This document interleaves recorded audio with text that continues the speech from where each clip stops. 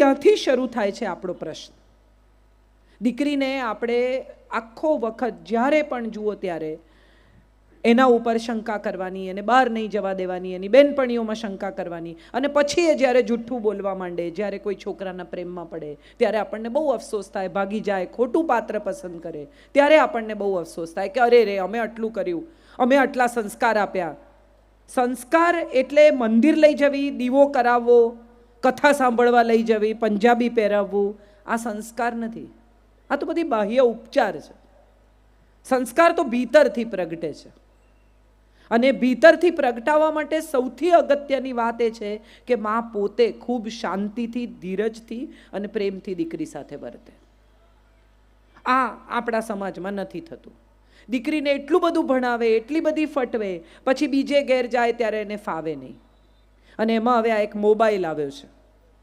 બધી મમ્મીઓ સવારના પોરમાં દીકરીને ઘેર ફોન કરીને એનો સંસાર ચલાવે. હા કે ના? હા, હા તો બધા પાડે જ છે. તારે ઘેર શું બનાવ્યું છે? કોણ આવેલું? શું વ્યવહાર કર્યો? તે એને શું આપ્યું?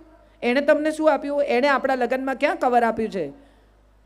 એ એના ઘેર ગઈ છે, એના સાસરે ગઈ છે, એના પરિવાર સાથે સુખી થાય એવો પ્રયત્ન કરવાની માતા પિતાની ફરજ છે. એના સંસારમાં દખલ કરવાથી છૂટાછેડા થયા વગર નહીં રહે. અને પછી મમ્મી એમ કે છૂટાછેડા થયા, અમે તો બધું આપ્યું. વસ્તુ આપવાથી કોઈ ક્યારેય સુખી થતું નથી, વિચાર આપવાથી સુખી થાય છે. આપણે આ વિચાર નથી આપતા, વસ્તુઓથી એનું ઘર ભરી દઈએ છીએ. માટે કદાચ આ પ્રશ્ન થાય છે. પરણીને આવી જે વહુ, એની સાથે પણ આપણે એ જ વ્યવહાર કરીએ છીએ, કડક એકદમ. એને જરાય ઢીલી નહીં પડવા દેવાની, જરાય શાંતિથી. એને પોતાનું ઘર લાગે જ નહીં. સોફામાં બેઠી હોય એને જો બહારથી આવ્યા, કેમ પગ ઉપર લઈને બેઠી છે, કેમ આમ કરે છે, શાક નથી સમાર્યું, બેસી રહી છે, આમ નથી કર્યું. સતત કચકચથી ક્યારેય કોઈ આપણું થતું નથી. ઘરના નોકરે ભાગી જાય તો આ તો વહુ છે. આખો દિવસ જો કચકચ કરીએ ને તો ઘરમાં કામ કરતો માણસે ભાગી જાય કે આમની જોડે નહીં રહેવાય, તો આ તો વહુ છે. અને જે જુવાન દીકરીઓ છે એને પણ મારે કહેવાનું છે કે તમે અહીંયા આવ્યા છો, જેમણે આટલો સંઘર્ષ કરીને પૈસો બચાવીને આ મકાન બાંધ્યું છે, કે તમારા વરને ઉછેર્યો છે, એ માને થોડો સ્નેહ કરો, એને થોડી ચલાવી લો, એને થોડું માફ કરો, તો એમાં તમે ક્યાં નાના થઈ જવાના છો? હું મારા સાસરે ગોમતીપુર જાઉં ને તો આટલી બધી આ પ્રખર વક્તા અને ફલાણી, હમણાં મારી 50 ઓળખાણ આપી, એ બધા પછી મારા મમ્મી મને યાદ કરાવે કે મંગળસૂત્ર ભૂલતા નહીં. હું રોજ નથી પહેરતી, ચાંદલો કરજો, બંગડી પહેરજો. કેમ? કારણ કે ત્યાં લોકો વાતો કરશે અને મને કોઈ નહીં કે મારી સાસુને સંભળાવશે. હું જો એમને પ્રેમ કરતી હોઉં તો એમને તકલીફ ન થાય એવું વર્તવાની મારી ફરજ છે. એ સાસુ છે, માં છે, પડોશી છે, માસી છે, કાકી છે, ભૂલી જાઓ ને. એક વૃદ્ધ સ્ત્રી તમારા ઘરમાં રહે છે અથવા વૃદ્ધ થઈ રહી છે, એની લાગણી સાચવવી એ આપણી ફરજ છે. મોટા ભાગના લોકો ભૂતકાળ ભૂલી શકતા નથી. દીકરીઓ પરણીને આવી હોય, શરૂઆતમાં સાસુએ કડક વર્તન કર્યું હોય, પછીથી જ્યારે સાસુ વૃદ્ધ થવા માંડે ત્યારે વેર લેવા નીકળે, મને આમ કર્યું હતું એટલે હું આમ કરીશ. તો એના મન તમારામાં ફેરશું. જો તમે પણ એના જેવું જ વર્તવાના હો તો તમારામાં ને એમાં કોઈ ફેર નથી. તમે બંને સરખા જ છો. તમે જો એનાથી સારા હો અથવા સારા સાબિત થવા માંગતા હો તો તમારી ફરજ એ છે કે એમણે જે કર્યું તે તમારે સારી રીતે વર્તવાનું છે. આ પણ અપગ્રેડેડ વર્ઝનનો નમૂનો છે. જૂના ફોન તમારે આમામ દબાવીને કરવા પડે, સ્માર્ટફોન આમ કરે. તો તમે સ્માર્ટફોન છો કે જૂનું ડબલું એ તમારે જ નક્કી કરવાનું. જો તમે સ્માર્ટફોન હો તો સ્માર્ટફોનની જેમ વર્તો. જો તમે નવી પેઢીની દીકરી હો તો નવી પેઢીની દીકરીઓ આવા બધા વેરઝેરમાં, જૂના અમુક પ્રકારના કચકચમાં નથી પડતી. નવી પેઢીની દીકરીઓ નવી દિશામાં, નવા સૂર્ય સાથે આવી છે. એમણે નવું વિચારવાનું છે. જો 60 વર્ષની સાસુ જેવું વર્તી એવું જ તમે વર્તવાના હો તો તમારી માનસિક ઉંમર 60 જ વર્ષની છે, તમારી માનસિક ઉંમર 20 વર્ષની નથી. અને કેવી વાતમાં છૂટાછેડા થાય છે. હમણાં જ મને ખબર છે કોઈકના ઘરે છૂટાછેડા થયા, મને એટલું હસવું આવ્યું. એને 5 વર્ષ પછી એવી ખબર પડી કે એનો વર કાંદા લસણ ખાય છે. આવી વાતમાં એણે બેગેજ ભરીને પોતાને ઘેર જતી રહી. ત્યારે સવાલ એ થાય કે કાંદા લસણ ખાવા કે અમુક રીતે જીવવું કે અમુક પ્રકારની જિંદગી જીવવી એ આપણા સ્નેહની વચ્ચે કેવી રીતે આવે? 5 વર્ષ તમે જે માણસ સાથે જીવ્યા, જે પરિવાર સાથે જીવ્યા, એણે તમને થોડોક સમય પણ એવો નથી આપ્યો કે જે તમને ઘર સાથે, પરિવાર સાથે બાંધે? તમારી લાગણી, તમારા સપ્તપદીના વચન. પરણતી વખતે તમને બધાને ખબર હશે, જેટલા વિધિસર પરણ્યા છે બધાને, કે 3 ફેરા ફર્યા પછી ચોથા ફેરામાં એમ કે બેન હવે તમે ડાબી બાજુ આવો, અને બેન બી બધું આમ સાચવીને છેડાછેડી લઈને ડાબી બાજુ આવી જાય, પૂછે નહીં કેમ. બ્રાહ્મણે કીધું ને આપણે કર્યું. જાજી બુદ્ધિ ક્યાં વાપરવી છે? કેટલી સુંદર વાત છે આપણા શાસ્ત્રની કે તમારી પાસે બધા અંગ 2 છે, 2 આંતરડા, 2 ફેફસા, 2 મગજ, બધું જ 2, 2 અંગૂઠા, 2 હાથ, 2 પગ, હૃદય 1 છે. અને 3 ફેરા ફર્યા પછી એ હૃદય તમને સોંપે છે. જેણે તમને હૃદય સોંપ્યું એને દુઃખી કરવાનો અધિકાર આપણને આપ્યો કોણે? આપણે બધા અજાણતા જ એને સૌથી વધુ દુઃખ આપીએ છીએ જેને આપણે પ્રેમ કરીએ છીએ. તમે ઘર છોડીને જતા રહો સાસુને લીધે, દુઃખી કોણ થાય છે? તમારા પતિ. સાસુ ગમે તેવી હોય, તમે સાસુને પરણીને આવ્યા છો, તમે જેને પરણ્યા છો એની લાગણીનો વિચાર કરો. છૂટાછેડા લેવાથી જિંદગીની કોઈ સમસ્યા પૂરી થતી નથી. અને છૂટાછેડા લીધા પછી સારો જ છોકરો મળશે એવી કોઈ વોરંટી, ગેરંટી છે? છૂટાછેડા લીધા પછી જિંદગી સારી જ જશે એવું કોઈ તમને દસ્તાવેજ કરી આપવા તૈયાર છે?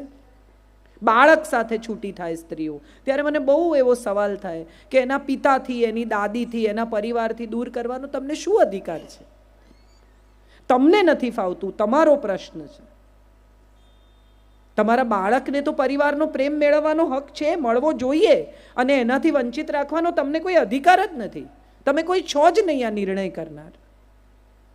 કેટલી બધી સ્ત્રીઓને મેં એવી જોઈ છે, દાદી પાસે જવા ના દે.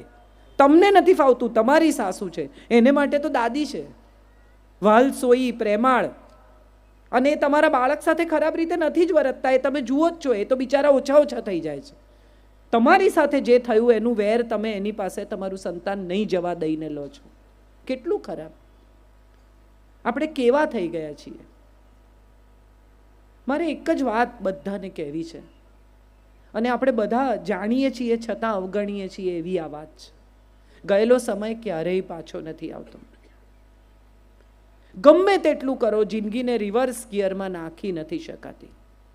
કોઈ ગુજરી જાય પછી અફસોસ થાય, કોઈ ચાલી જાય પછી એમ થાય કે અરે રે, મમ્મી ઘરમાં હતા ને તો બરણીઓ જોઈ લેતા હતા, વસ્તુઓનું ધ્યાન રાખતા હતા, અંદરથી મારા માટે કોઈ બારણું ખોલતું હતું, મારી કોઈ રાહ જોતું હતું. ભલે અબોલા હોય ને તો એ જુએ કે આવી ગઈ છે ને. એવી વ્યક્તિ જ્યારે જતી રહે ને પછી આપણને એમ થાય કે અરે રે, આ જતા રહ્યા, એની સાથે સારી રીતે વર્તી હોત તો સારું થાત. પુત્ર વધુ ઘર છોડીને જતી રહે, દીકરાને લઈને જતી રહે, છૂટાછેડા લઈને જતી રહે, ત્યારે એમ થાય કે હતી તો સારી હો બિચારી. પણ હોય ત્યાં સુધી આપણને બિલકુલ ગમે નહીં. અને આની પાછળ સૌથી ઊંડું અને સૌથી પુરાણું કારણ એ છે કે સ્ત્રીને એવું શીખવવામાં આવ્યું છે કે સ્ત્રીની દુશ્મન સ્ત્રી જ છે. આ વાત તમારા મનમાંથી રોજ સવારે ઉઠીને એકવાર ભૂસી કાઢજો. એકતા કપૂરની સિરિયલ સિવાય ક્યાંય સ્ત્રીની દુશ્મન નથી. જોતા નહીં આવી સિરિયલો જેમાં સાસુ ને વહુ ને બધા કોન્સ્પિરસી કરે. આટલા લોકો અહીંયા બેઠા છે, કોઈ એ પોતાની વહુની ખીર બનતી હોય એમાં મીઠું નાખ્યું છે? હા કે ના? તો પછી આવું શું કામ જુઓ છો? જે માન્યામાં નથી આવતું એવું જોઈને તમારું મગજ શું કામ બગાડો છો? જાણવા જેવું, વાંચવા જેવું. લોકો ભેગા થાય ને, હમણાં જ થોડા દિવસ પહેલા હું એક ટીમ જમવા બેઠી હતી, મારી પાછળ બધી સ્ત્રીઓ જમતી હતી. તે એક બેન બીજા બેનને કહે છે કે આ રેખાએ ડાન્સ કર્યો ને આઈફા એવોર્ડમાં, ત્યારે અમિતાભ બચ્ચન નહોતા આવ્યા. એટલે બીજા બેન એને જવાબ આપ્યો કે તો એ લોકોને વાત થઈ જ ગઈ હોય ને.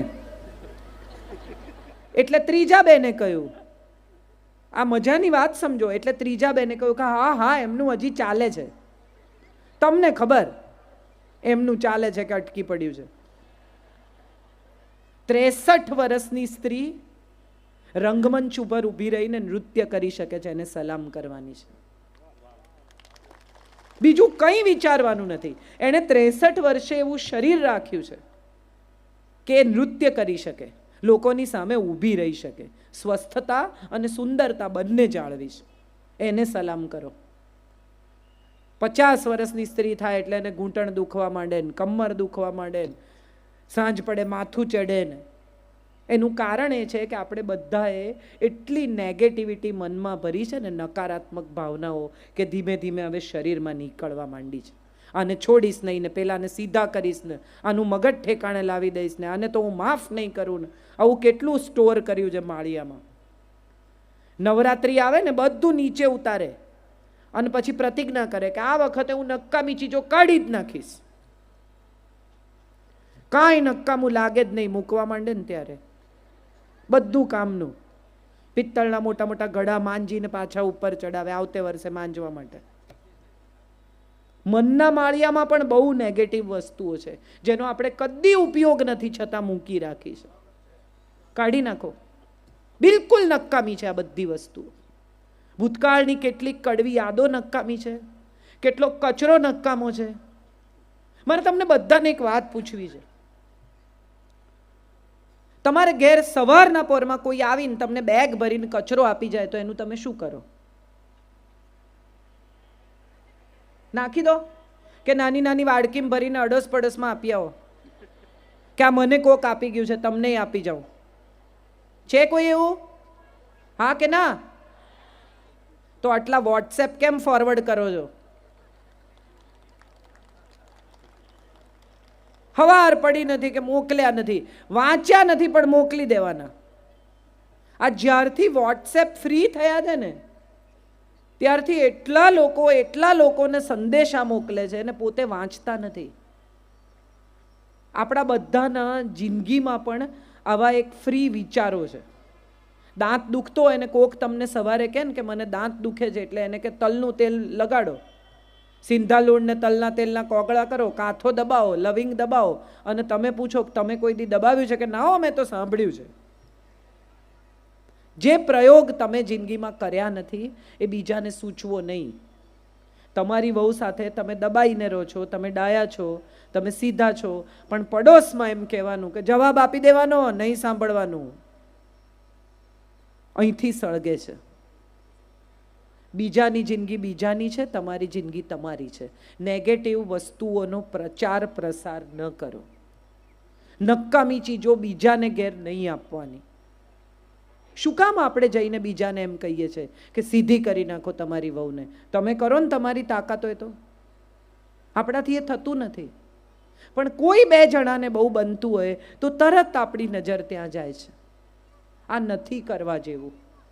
કોઈકના ઘરમાં સુખ હોય ને તો એવું શોધી કાઢો કે સુખ શેને લીધે છે, એ વાત આપણે ઘેર લઈ આવો.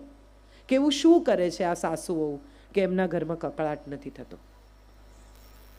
એકવાર ગાંધીજીને કોઈકે પૂછ્યું કે તમારે ને બાને ઝઘડો નથી થતો? તો ગાંધીજીએ કીધું ના, નથી થતો. એટલે કે કેમ નથી થતો? તો બપોરે 2 વાગે બાપુએ બૂમ પાડી કે બા ફાનસ આપી જજો. એટલે બા ફાનસ લઈને આવ્યા ને કે સળગાવી આપું? કે હા. સળગાવીને મૂકીને ગયા. એટલે જેમણે પૂછ્યું હતું એમણે કીધું કે વાહ વાહ, બધું તમારું કયું માને એટલે ઝઘડો ન થાય. કે ના, એવું નથી. તમે જશો ને પછી આવીને મને પૂછશે કે મગજ ઠેકાણે છે ને, બપોરે 2 વાગે ફાનસ સળગાવો છો. અમે ત્રીજા માણસની સામે નથી ઝઘડતા. મોટા ભાગના લોકોનો પ્રશ્ન એ છે કે એમની જિંદગીમાં ત્રીજો માણસ જ સૌથી મહત્વનો છે. સાથે રહેવાનું આપણે સાસુ વહુએ, માં દીકરીએ, પણ બહારનું કોઈ આવીને એમ કે સંભાળજો, જમાનો બહુ ખરાબ છે, એટલે તરત માનું મગજ ફરી જાય. ડાઈ દીકરી, સમજદાર દીકરી, કયાગરી દીકરી, પણ જો કોઈએ આવીને એમ કહ્યું તમારી દીકરીને કોઈકની સાથે સાયકલ પર અહીંયા જોઈતી, કે તમારી દીકરીને અહીંયા કોકની સાથે આઈસ્ક્રીમ ખાતી જોઈતી, એટલે પૂછ્યા વગર માં મગજ ગુમાવીને કોણ હતું કરીને એનો જીવ ખાઈ જાય. કોઈ શું કહે છે એ મહત્વનું નથી. તમને તમારા સંસ્કારમાં, તમારી સભ્યતામાં, તમારા ઉછેરમાં ભરોસો છે? તમારી દીકરી ખોટું ન કરે એવો વિશ્વાસ છે? તો એ ઘરે આવે ત્યારે સ્નેહથી પૂછો કે બેટા બહાર ઊભી હતી કોઈની સાથે? આટલું જ પૂછવાનું છે. અને તમે જુઓ તમારી દીકરી તમને જવાબ આપ્યા વગર નહીં રહે. આપણે બધા અજાણતા એવું માની લઈએ છીએ કે સંબંધ તોડી નાખવો ને એ જ જિંદગીનો છેલ્લો છેડો છે. દીકરી ભાગી જાય, મા બાપને કહે નહીં, કોલેજની બહાર ઊભેલા છેલ બટાઉ છોકરાઓ હોય, ચશ્મા પહેરે, ચાવી ફેરવે, 2 બટન ખુલ્લા રાખે, આમ વાળ ઓળે, એટલે છોકરીને ફિલ્મના હીરો જેવા લાગે. પણ આ ફિલ્મનો હીરો જિંદગીમાં ઝીરો છે, એક પૈસો કમાતો નથી. એવી તમને ત્યારે ખબર પડે કે જ્યારે તમે એની સાથે ભાગી જાઓ, ઘેર પાછા જવાની જગ્યા ન હોય એવું છોડીને. એના ઘર પરિવારના માણસોને કેમ નથી મળાવતો? જો ખરેખર સાચે જેન્યુઇન સારો છોકરો છે તો એ કેમ ખાલી તમારી જોડે ફોન પર જ વાત કરે છે? કોણ છે એના મા બાપ? ક્યાં રહે છે? શું કરે છે? તપાસ કરો. એક દિવસ એના ઘરે પહોંચી જાઓ અચાનક, કેવી રીતે આવકારે છે તમને જુઓ તમે. એના ઘરમાં એણે કીધું છે કે તમે એના મિત્ર છો? ના. બધી દીકરીઓને આજે અહીંયા જેટલી બેઠી છે એટલી દીકરીઓને મારે કહેવાનું છે કે જે જોવાથી થાય ને એને તો આકર્ષણ કહેવાય, જે જાણવાથી થાય ને એને પ્રેમ કહેવાય. ઓળખો માણસને. એમ રાતોરાત કોઈની સાથે ફિલ્મની જેમ પ્રેમ નથી થતો. અને પિક્ચરમાં ભાગી ગયેલા લોકોને જંગલમાં ઘરો બાંધવાની જગ્યા મળી જાય છે. અહીંયા તો નાનું લાકડું કાપો ને તો એ ફોરેસ્ટ ડિપાર્ટમેન્ટવાળા આવશે પકડવા. કંઈ નહીં થાય. આવા જંગલમાં મકાનો ઊભા નહીં થાય અને આવી હોટેલોમાં જગ્યા નહીં મળે ને મોટરસાઇકલનું પેટ્રોલ ખાલી 50 કિલોમીટર ચાલશે. પછી ક્યાંથી લાવશો? જિંદગીની રિયાલિટી બહુ કડવી છે અને સચ્ચાઈઓ બહુ જ અઘરી છે જીવવી. આ અઘરી સચ્ચાઈઓ તમારી દીકરીને સમજાવવાની એક મા તરીકે તમારી ફરજ છે.